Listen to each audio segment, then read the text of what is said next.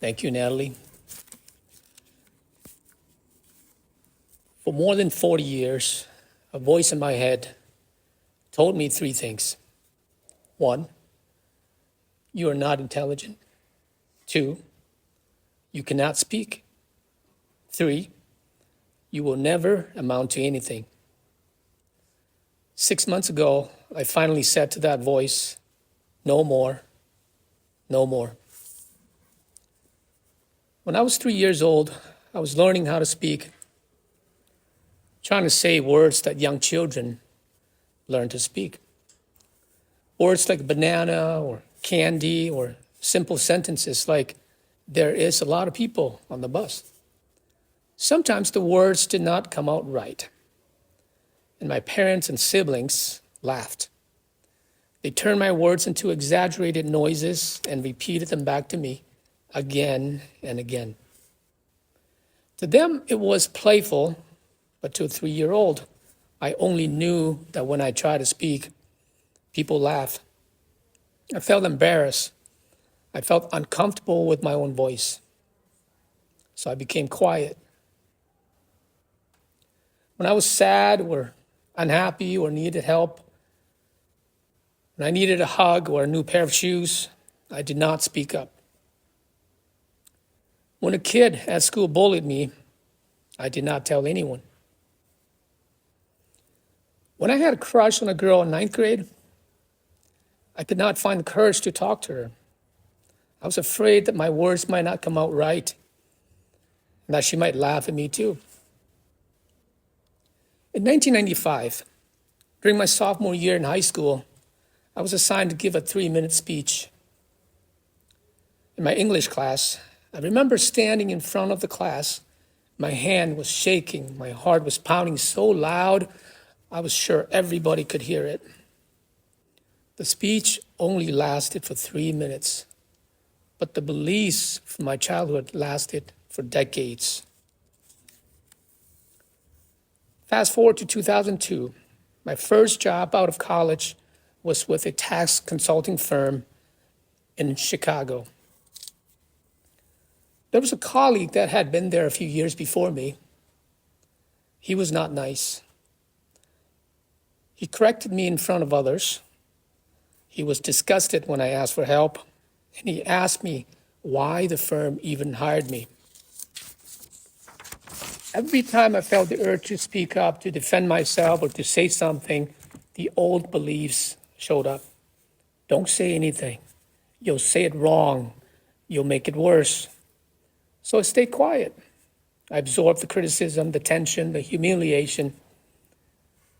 Last year, I was asked by the leaders of my church to give a talk in church. And the same beliefs showed up right on time. But something was different this time. I did not stand up because suddenly I felt confident or because I had become a world-class public speaker. I stood up because I was tired of letting an old wound ruin my life. I was tired of living as the person others had defined for me.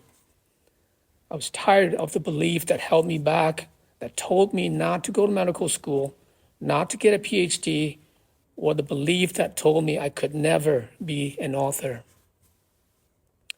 I wanted more in my life. I wanted to do more. I wanted to be more.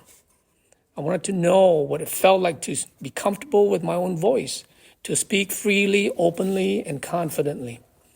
I wanted to see if my voice mattered to others. So I accepted the assignment. I prepared, I prayed, I wrote and rewrote the talk. I practiced again and again. On the assigned day, I delivered the speech, the talk, and I sat down. After the service ended, as I was preparing to leave, several people approached me to share how my talk had touched them. Among these people was a woman. She came with her husband and their children. She introduced herself, and then her husband spoke. He said he felt as if my talk had been written just for him. He had not been to church for a long time, but now he was going to start coming again. In the months that followed, as I've reflected on this experience, something became clear to me. It wasn't about how many people had come up afterward to congratulate me. It was this.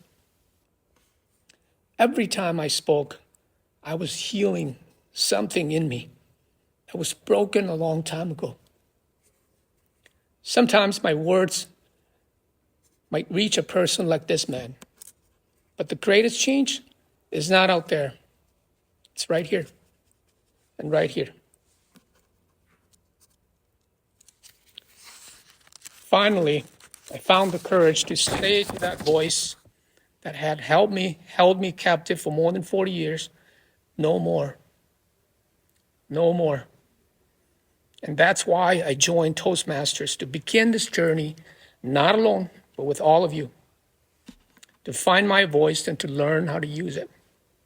Because somewhere inside each of us, there may still be a voice that needs to hear those same words. No more, no more.